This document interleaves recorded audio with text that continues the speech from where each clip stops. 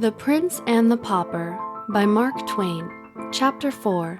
The Prince's Troubles Begin. After hours of persistent pursuit and persecution, the little prince was at last deserted by the rabble and left to himself. As long as he had been able to rage against the mob and threaten it royally, and royally utter commands that were good stuff to laugh at, he was very entertaining. But when weariness finally forced him to be silent, he was no longer of use to his tormentors, and they sought amusement elsewhere. He looked about him now, but could not recognize the locality. He was within the city of London. That was all he knew. He moved on aimlessly, and in a little while the houses thinned, and the passers-by were infrequent. He bathed his bleeding feet in the brook, which flowed then where Fardington Street now is, rested a few moments, then passed on, and presently came upon a great space with only a few scattered houses in it, and a prodigious church. He recognized this church. Scaffoldings were about everywhere, and swarms of workmen, for it was undergoing elaborate repairs. The prince took heart at once. He felt that his troubles were at an end now. He said to himself, "It is the ancient Grey Friars' Church, which the king my father hath taken from the monks and given for a home right ever for poor and forsaken children, and new named it Christ's Church. Right gladly will they serve the son of him who hath done so generously by them. And the more that son is himself as poor and as forlorn as any that be sheltered here this day, or ever shall be." He was soon in the midst of a crowd of boys who were running, jumping, playing at ball and leapfrog, and otherwise disporting themselves, and right noisily too. They were all dressed alike and in the fashion which in that day prevailed among serving men and prentices. That is to say, each had on the crown of his head a flat black cap about the size of a saucer, which was not useful as a covering, it being such a scanty dimensions, neither was it ornamental.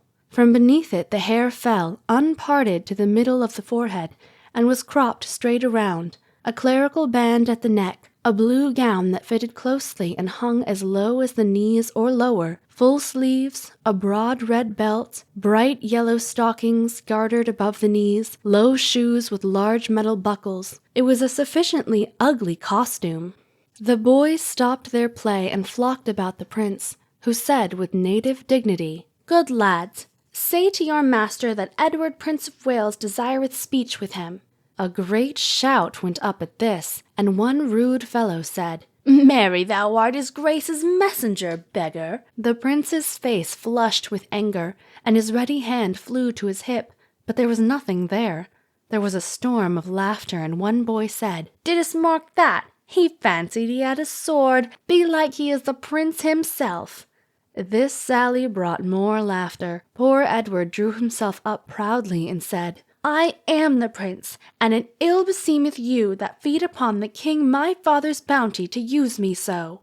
This was vastly enjoyed, as the laughter testified. The youth who had first spoken shouted to his comrades, "Ho, swine, slaves, pensioners of his grace's princely father, where be your manners?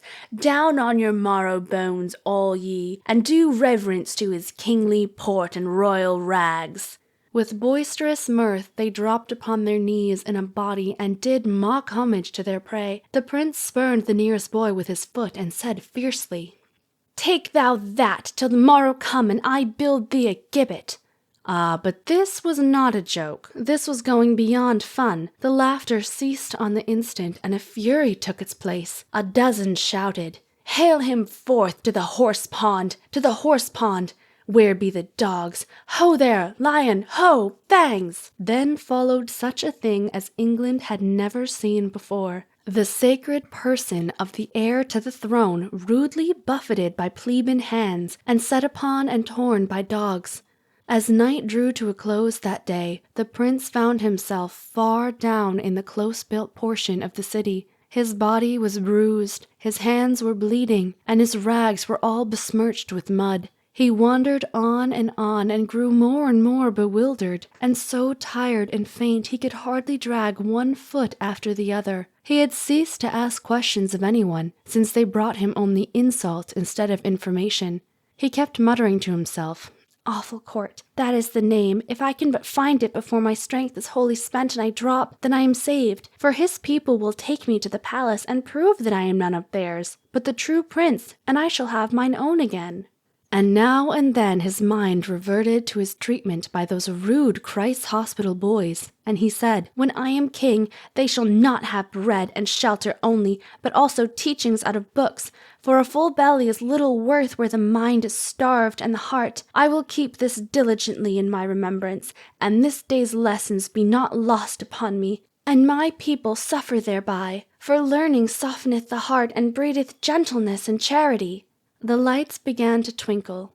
It came on to rain. The wind rose, and a raw and gusty night set in. The houseless prince, the homeless heir to the throne of England, still moved on, drifting deeper into the maze of squalid alleys where the swarming hives of poverty and misery were massed together. Suddenly, a great drunken ruffian collared him and said, "Out to this time of night again, and hast not brought a farthing home? I warrant me, if it be so, and I do not break all the bones in thy lean body, then I am not John Canty, but some other." The prince twisted himself loose, unconsciously brushing his profane shoulder, and eagerly said, "Oh, art his father, truly? Sweet heaven grant it be so. Then wilt thou fetch him away and restore me?" "His father?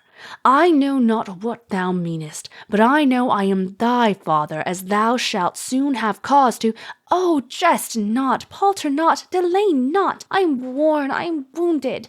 I can bear no more.